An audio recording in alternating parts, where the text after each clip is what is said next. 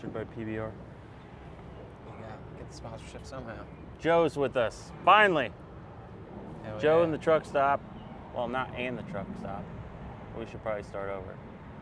So, I mean, I was just gonna go with it. So, Joe's truck stop is with us. All right, we're here at Duke's Indy. Beautiful day. You might hear some cars, some work going on out here, but we had to do this outside. It's just too nice. Sitting on a tailgate before their show here. Kind of want the whole picture, man. Like, how'd you get into music? You're part of multiple projects. yeah. And obviously tonight, this is kind of your deal here as a front man. So kind of take us down that journey. How'd you get into music? So my mom was a musician, and so she was a pianist. And so that was kind of the first place, like my first memories are seeing her play music. And I was enthralled with it from a young age. And then I started playing piano, and then started playing the fiddle and the guitar, banjo, mandolin, slowly kind of rolled in during high school. I was just kind of like finding new music all the time and just checking out new things. And I every year would find like a new genre. As like growing up, a new genre of music that I'd dig real deep into, and ended up falling in love with like old string band music, old time bluegrass, old folk music, old country music, old blues. That's been like a lot of my favorite music. My favorite music to play has been old American styles. Yeah. But I also do other kinds of music as well. Just been playing in the string band The Tillers from Cincinnati. Play fiddle and guitar with them. Joe's Truck Stop started in like 2010 as an Appalachian, like solely traditional Appalachian string band.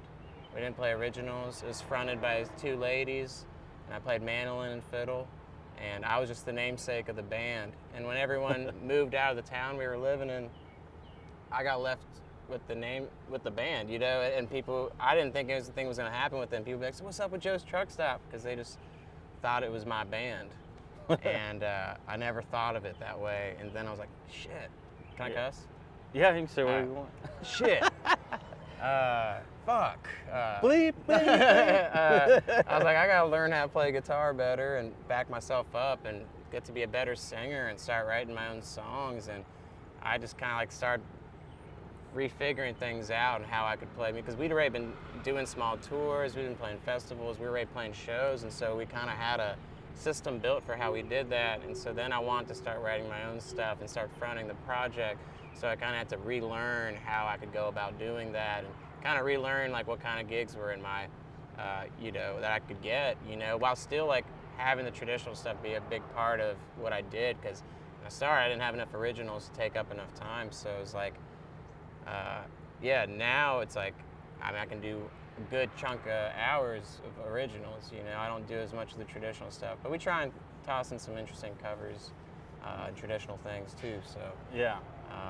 But yeah, I've been playing music my whole life and really started writing when I was like younger 20s. So been writing for about 10 years. Yeah, that's great. Yeah, I should have asked, is there an instrument you don't play?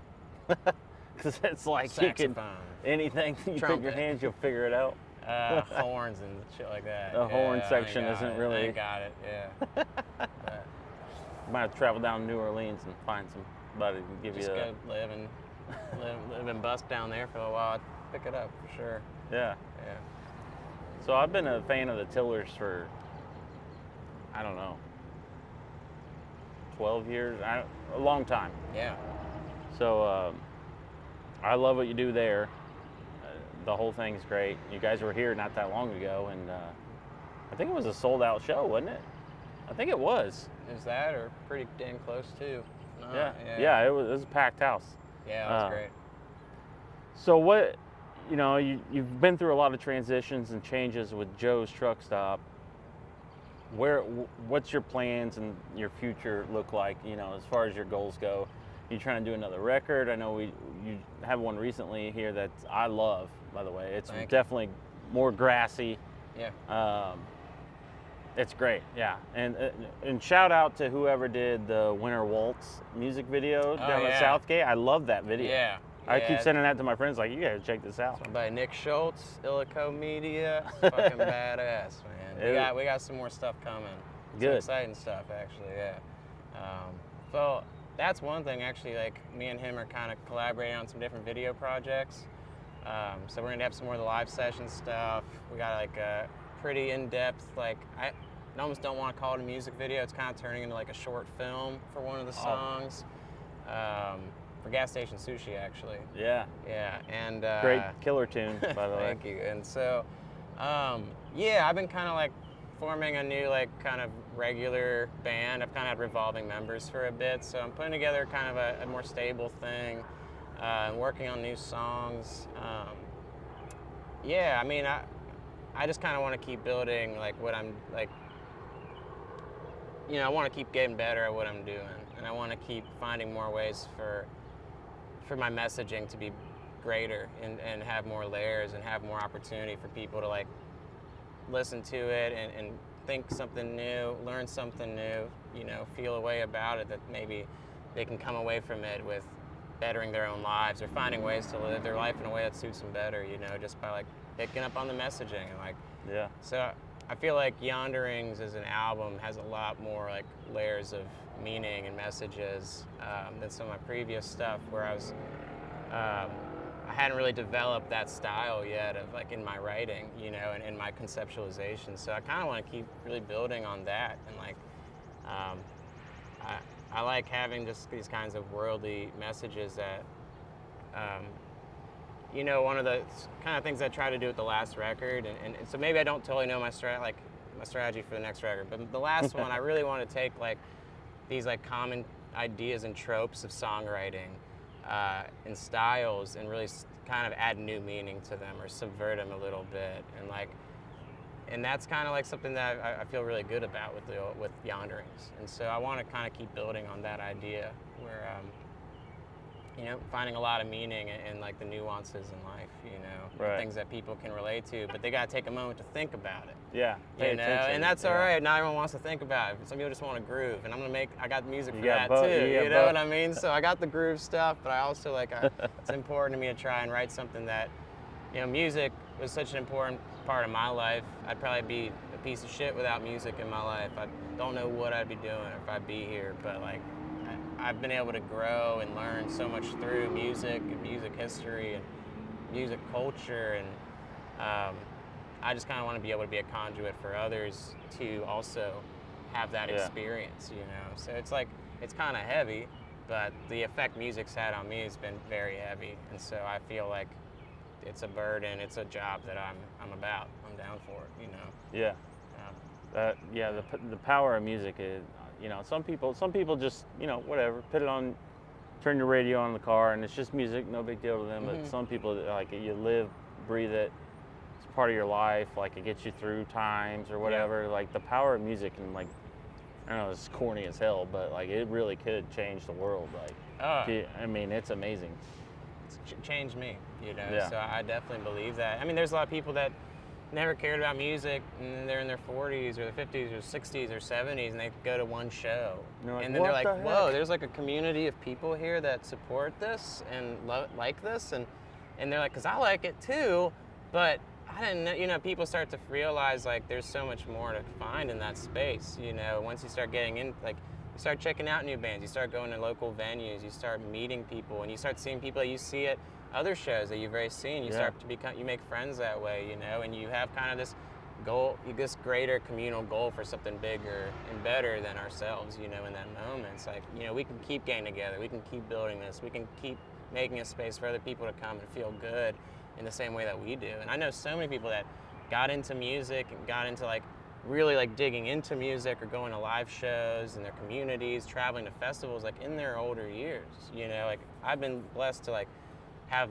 be so interested in it from a young age and get to do a lot, you know, in my life, and travel and go to so many places and meet and play for lots of people. But a lot of people don't have the opportunity to find that connection, you know, until a little later in life. And so I feel like everyone kind of has that capacity to feel that, you know. Probably not everybody. There's some people out there. Yeah, I'm with you, man. Music's from the get-go. When I was little, I knew I loved music from a kid. But that's also the bad part about it is I like music so much, I'm kind of pissed off that I'm not good at it. I can't play it well. That's probably You've been picking the banjo though, right? Yeah, but I'm not any good. You gotta work on, man. I'm working on it, trust me. I'm going to the banjo camp next week in northern Indiana. It's going to be awesome. Nice. The Midwest camp. It's got like badass. a bunch of legendary players there, from anything from like a Scruggs style to two-finger old-timey stuff to claw hammer, you know. That's great. So I'm excited about that. Yeah, I'm working on it. Nice. I won't be on the stage anytime soon, but I'm working on it. Oh, yeah. Yeah, man. So obviously you're here tonight at Duke's Indy. Yeah. What do you have, like a tour set out, or you're just kind of hitting some dates here and there? Or Yeah, where are you heading? We've got a short run here that's Indianapolis, Nashville, Indiana, Vincennes, Indiana, and then we're going down to Eastern Kentucky to shoot this gas station sushi film, and then Dayton and Slade, and then I got a couple weeks of a couple shows, but not much, and then I go on the road for a month with Possessed by Paul James, and we're going down up north and around and back down, and I can't keep track of all the dates we got. And then right after I get home from that, I'm hitting the road with Truck Stop and the Resonant Rogues, and we're doing a run. We're about to announce it, so we're doing a run through like 3 weeks about of July. And then I'm just kind of between some traveling, some Tiller's dates, and kind of scheming and trying to keep writing some of these new songs I'm working on and develop what the next record's going to be, you know. That's great. I'm glad to hear that. Yeah. All those bands you mentioned. I like Resident Rogue. Shout out to them. They'll be on the show at some point. We've talked about it. Sparrow and Keith. Yeah. Great musicians. Sweet good folks. people. Yeah, for real. So, in fact, I mean, I don't know if I'm allowed to say, but I thought I saw them. It hasn't even been announced publicly, but I think they might be coming here. Okay. In like the fall or something. Oh, hell yeah. Hey, don't quote Now, me on that. if it's not happening, now they have to. Yeah. Now people are expecting it. Yeah. Force them up this way. You're just gonna be like, so I mentioned it, and if it's booked or not, you guys have to come. Exactly. It's in the podcast. Yeah. Hell yeah. Well, tell me a little bit before we get out of here. I know we got a show to get to. You kind of interested me on this whole behind-the-scene filming with the gas station sushi, which I mentioned is a great song. The title alone, how do you, if you're scrolling through whatever on your phone, or you know, you're gonna see that song, you're like, I gotta hear what this is even about just by what it's called, gas station sushi. Yeah. So kind of run me through that real quick, what the song is and what you guys are planning to film around it. Okay.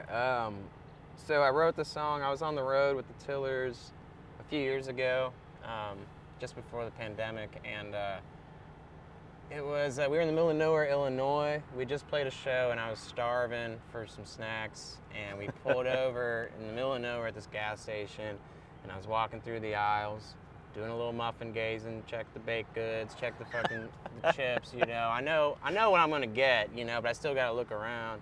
And I walked by this cooler, and there's a sushi in the cooler, and I'd never seen sushi in a gas station before at the time. Now I've seen it a few times, but at the time it was completely foreign to me, completely new to me, and I was like, damn, they sell sushi in gas stations. And then I'm like, man, like, what kind of state of mind would I have to be in to get sushi at a gas station? And then I'm thinking, like, what kind of person gets sushi at a gas station? And then I'm like, man, I can't judge other people for getting sushi at a gas station. I've done plenty of shit I'm not proud of. And so I just kind of like had this weird existential cycle happening in my head, and I was thinking about like my own temptations and addiction issues and like how I judge others. And then my band got me out of there, and we hit the road, and I just like could not stop thinking about it. And I was just like, man, I've been kind of like have a spiel when I introduced the song on stage, but recently I was thinking about how like songwriters have this weird thing in their head where where like something doesn't really make sense to you in real life, and so you're like, oh, I need to write about that, and so you like pull your notebook out and you start kind of journaling some ideas, but your way of processing something that is like doesn't make sense to you is to like you're like, I gotta write this out but in rhyme.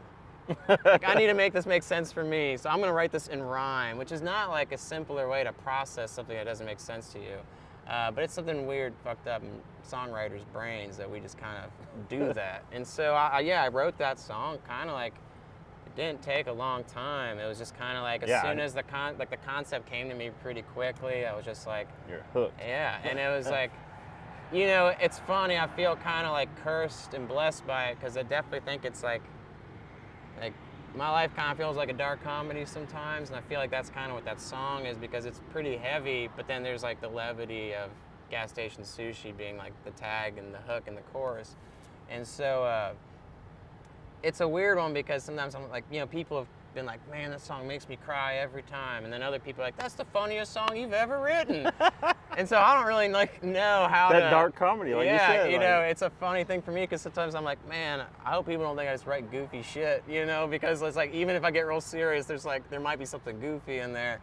But we have taken like kind of that original idea of me going to the gas station and finding the sushi is like the beginning of what this video is. And it's like, it was originally a music video idea. It's kind of turned into like a short film, which we are funding at joestruckstopmusic.com. You can check out how to become an associate producer on the project, get your name in the credits, you know, something nice like that.